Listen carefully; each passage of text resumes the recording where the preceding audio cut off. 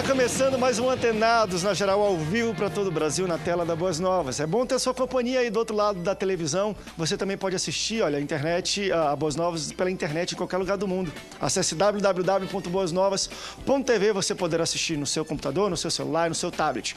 Hoje nós vamos falar sobre algo que vai te interessar no teu bolso. Vamos falar sobre grana, tutu, o cristão e o engenheiro. Como é que é essa relação? A Bíblia é a favor, a Bíblia é contra? Ela quer que a gente tenha riqueza ou ela é contra acúmulo de riquezas na terra? Nós vamos falar um pouco desse relacionamento de amor e ódio que cristãos e igrejas e teologia, ou pelo menos pensamentos teológicos, têm sobre a figura do dinheiro, da riqueza, do tutu, da conta bancária farta. O que Jesus falou sobre isso? O que é pregado na igreja hoje? Como as pessoas entendem o dinheiro e qual papel ela tem na nossa vida? Para falar um pouco sobre isso, recebo um time de primeira qualidade. Ele é apóstolo da comunidade evangélica de Itaguaí, também é palestrante na área de finanças. Apóstolo Marcelo Cunha. Apóstolo, bem-vindo ao Antenados na Geral. Obrigado, André, mais uma vez. Boa tarde a todos os participantes, a todos que estão em casa. Se eu falo dinheiro, eu trago o apóstolo Marcelo aqui. Rapaz, eu acabo ficando figurinha marcada nisso aqui, né? E depois o nego me detona lá. Que eu falo algumas coisas que, de repente, algumas pessoas não concordam. A Bíblia diz que o amor ao dinheiro é a raiz de todos os males. Amor. O amor a algo errado, então. O amor ao dinheiro.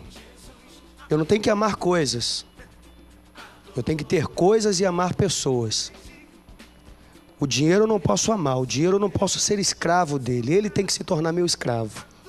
Se o dinheiro falar para mim o que eu tenho que fazer, eu começo a me perder. E aí eu começo a entrar numa esfera que de repente começo a me distanciar daquilo que é reino de Deus. A gente vai tentar também aprender isso. Então, ó, você não tem que trabalhar pelo dinheiro, é o dinheiro que tem que trabalhar para você. Já que a gente está falando de escravo, será? Como é que a gente faz isso? Vamos tirar essa dúvida com ele, pastor da Igreja Batista Memorial em Costa Barros, também é mestre em teologia e escritor. Estou falando do pastor Douglas. Pastor, bem-vindo ao Antenas na Geral. Muito obrigado por me convidar. E hoje eu quero celebrar uma amizade que iniciou aqui neste debate, que foi onde eu conheci o Dr. Rubens Teixeira. Foi aqui que eu conheci e foi naquela oportunidade que eu pude ouvir e começar a ler um livro que fala sobre, não sobre apenas ter dinheiro, mas ter sucesso. E ter sucesso na vida necessariamente não é ter muito dinheiro. Nós conhecemos muitas pessoas que têm muito dinheiro e não têm sucesso. Não tem sucesso em muitas áreas da sua vida. Talvez essa questão de ter dinheiro está muito atrelada à questão da prosperidade, o que muitas pessoas confundem. Elas acham que prosperidade é ter dinheiro. E aí, prosperidade é muito mais do que ter dinheiro. Talvez seria entender exatamente qual é o centro da vontade de Deus nas nossas vidas, se estamos ou não nele. E eu espero que, diante desse time que está aqui, eu acho que eu vou ficar calado. Tá forte. Vou ficar calado. Vou ficar calado aqui. Mas nós vamos participar com alegria. Pastor Douglas, prazer recebê-lo. Também recebo ele, que é pastor da Igreja Assembleia de Deus de Marechal Hermes, também professor e escritor. Foi citado aqui o livro 25 Leis Bíblicas para o Sucesso, de autoria do pastor Rubens Teixeira, que está conosco. Pastor, bem-vindo ao Antenados na Geral. Prazer meu, André, estar aqui com o pastor Douglas, os demais companheiros aqui de debate, nossos telespectadores. E eu gostaria de aproveitar que os ouvintes tiveram a oportunidade de ouvir o Paulo Teixeira e disseram que a voz é a mesma, né? Que é o mesmo tom de voz.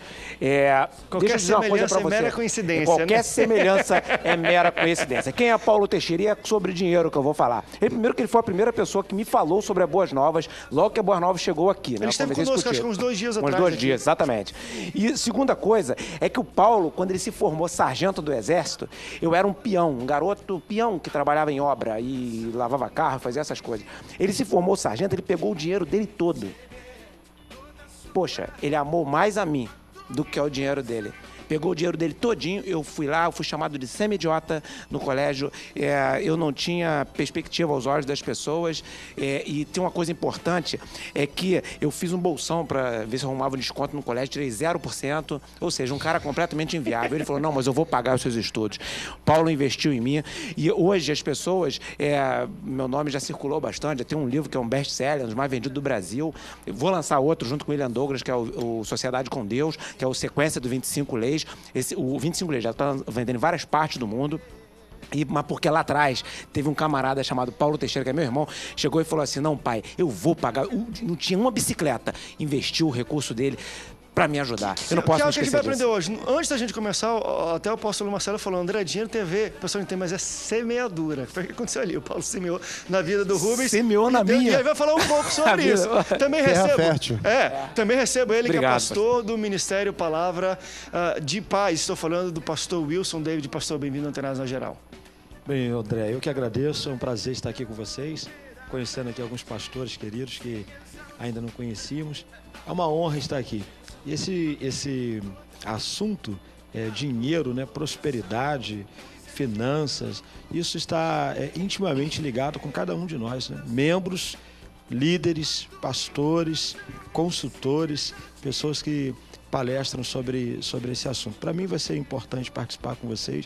Estou aqui ansioso para a gente começar a ver aí as dúvidas do nosso telespectador, de todos que estão assistindo o programa. Já começou e você pode participar conosco. Durante o debate, na sua tela vão aparecer os meios para você interagir com o Antenados na Geral. Se quiser, pega o telefone também, entra aqui ao vivo conosco no programa, faz uma pergunta, tire a sua dúvida. Também pode concordar ou discordar daquilo que é debatido. Você também faz parte dessa roda de debates conosco. Deixa, pastores, eu vou dar um dado bem rápido, que só tem uma curiosidade minha.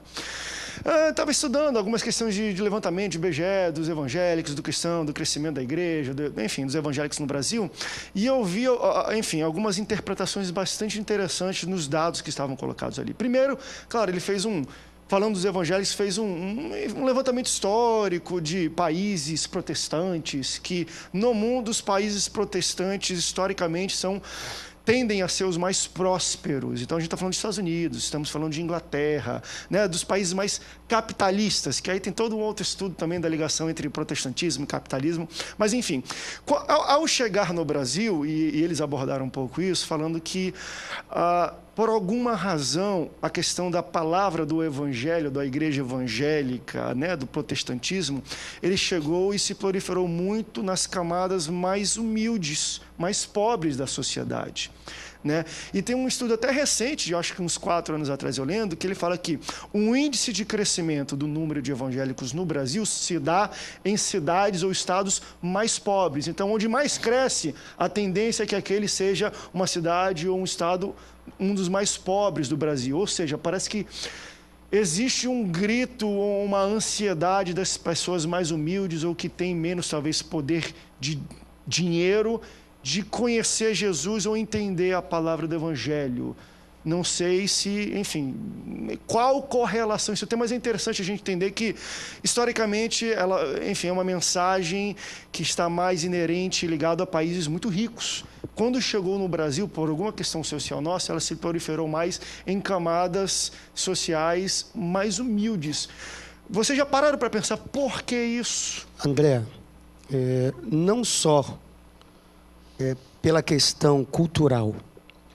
O Brasil, a teoria das pessoas era que o evangelho aqui no Brasil era para burro, pobre, miserável, analfabeto. O evangelho era para essas pessoas. As outras camadas da sociedade olhavam para o evangelho e para o evangélico, principalmente para o evangélico, de uma maneira muito discriminatória.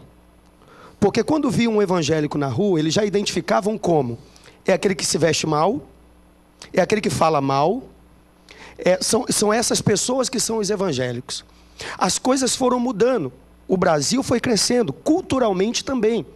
Os nossos jovens passaram a estudar mais. O índice de analfabetismo no Brasil diminuiu muito, em vista de anos atrás. Haja vista que homens como o pastor, como eu, que a sociedade talvez não desse absolutamente nada. Esses caras vão ser burros a vida inteira. Eu cansei de ouvir isso, a minha mãe cansou de ouvir isso. Esse menino vai morrer nas drogas. Esse cara aí vai virar bandido, vai ser drogado e não vai aprender nunca nada. Só que hoje o mesmo menino, o filho da Dona Maria de Lourdes, beijo minha mãe, de 5 filhos é o único formado. As coisas mudaram de figura. E aí as igrejas também começaram a mudar de cultura. Você chegava em determinadas igrejas antigamente, eram aqueles banquinhos de tábua de 30, com a farpazinha cortando, entrando na nossa perna. Era aquele som, aquela caixinha de abelha, que ninguém conseguia entender o que se falava. E os pastores também começaram a entender que havia necessidade de mudar isso, de dar uma cara melhor, de mostrar um pouquinho que as igrejas não eram só para pobre, miserável. Não, mas a Bíblia diz que a culpa é de Jesus para isso, que diz que na terra sempre teria pobre e ele não estaria aqui muito tempo. Não, não era simplesmente nisso que ele estava falando. Eu acho que hoje a televisão influencia. Quando e onde que antigamente nós teríamos uma TV única e exclusivamente evangélica? Só que as pessoas não entendem também que para que haja uma TV extremamente evangélica, 100% evangélica, tem que ter semeadura para que se mantenha tal. E as pessoas dentro da igreja hoje começam a mudar suas concepções. E os pastores que começam a ensinar a respeito daquela palavrinha-chave, semeadura. Quando eu semeio, a coisa começa a mudar. As camadas da sociedade começam a mudar. Você pode ter uma igreja dentro de uma comunidade. A minha igreja dentro de uma comunidade, você já foi lá. Mas por que uma igreja dentro de uma comunidade ela não pode ter um rebaixamento com um forro de gesso texturizado? Por que ela não pode ter um som bem bacana? Por que ela não pode ter uma cadeira acolchoada só porque está dentro da comunidade? Se eu não der dignidade às pessoas que estão dentro da comunidade, quem dará? Se a igreja não fizer esse papel, pastores, quem vai fazer? A igreja deve. Hein, André, só uma questão que eu acho que a gente não pode perder já para o início dessa discussão, que eu acho muito interessante. Eu penso que seja na palavra, né? na divisão do cristianismo. Tem uma linha aí muito fininha, mas existe. Você tem no cristianismo, não é o país cristão, mas o país protestante e o país católico. Por exemplo, quando você vai para os Estados Unidos, que foi o exemplo que você deu, entre outros, os Estados Unidos foram um país protestante de raiz. Os irmãos, já de berço, os irmãos devem ter estudado, visto que numa época, para você ocupar um cargo público nos Estados Unidos, você tinha que ser protestante. Se você não fosse protestante, você não seria delegado, não seria juiz, não seria político de sucesso se não fosse protestante. Então, essa é a diferença dos Estados Unidos. É um país de berço, ele é protestante. Totalmente contrário ao Brasil. O Brasil é um país católico, apostólico, romano. Então, quando o protestantismo chegou no Brasil, os católicos já tinham chegado aqui e feito um trabalho considerável há muitos anos. Então, nós estamos saindo do catolicismo. Hoje o Brasil faz um caminho contrário, inverso, né?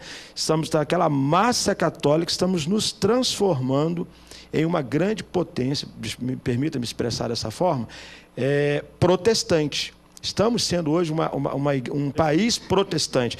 Não sei, os dados são conflitantes, né? Talvez em torno de 30% já do país seja protestante.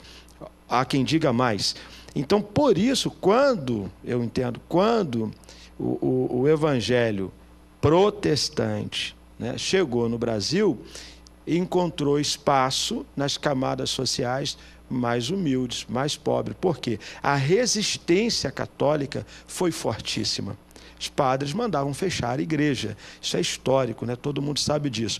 Inclusive, se não fosse o apoio, agora vai ficar até meio esquisito o que eu vou dizer aqui para alguns, mas eu não quero ser mal interpretado, mas se não fosse o apoio da maçonaria, o protestantismo talvez tivesse naufragado no Brasil nos primeiros dias de vida.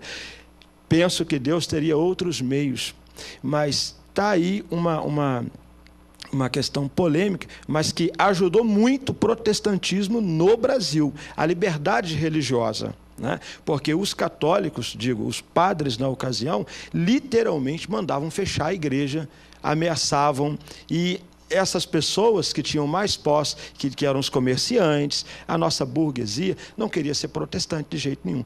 Eu acho que é aí que começa, por isso que o Brasil é uma exceção à regra.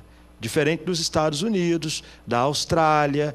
Este exemplo também pode ser visto na própria Grã-Bretanha, né? Onde você tem lá Inglaterra, onde você tem o país de Gales, mas você pega uma Irlanda, por exemplo, e aí você vai ver protestantismo e catolicismo romano bem próximo, identificando exatamente quais são os países mais ricos e quais os mais pobres. E isso é interessante porque existe uma correlação direta entre, vamos falar assim, a religião de berço de um país e seu desempenho econômico. A gente fala assim, será que é coincidência ou não? Mas existe. Se a gente vê países hoje de maioria protestantes ou que vieram de berço protestante, acabamos de falar de Austrália, de Grã-Bretanha, enfim, de Inglaterra, de Estados Unidos.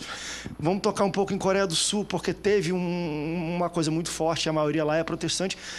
Aparentemente são países altamente ricos e prósperos, e é interessante que o Brasil tem subido no índice também econômico, e existe sim uma correlação entre o número de crescimento de evangélicos. Mas será que é uma coisa que acontece por causa de outra, já que a gente está falando de cristão e dinheiro? Será que o Brasil está melhorando economicamente porque, não sei, por causa da cultura do evangelho protestante tem crescido? Isso de alguma maneira ajuda? Não sei, a gente vai debater isso hoje. Vamos para um rápido intervalo, daqui a pouco a gente volta.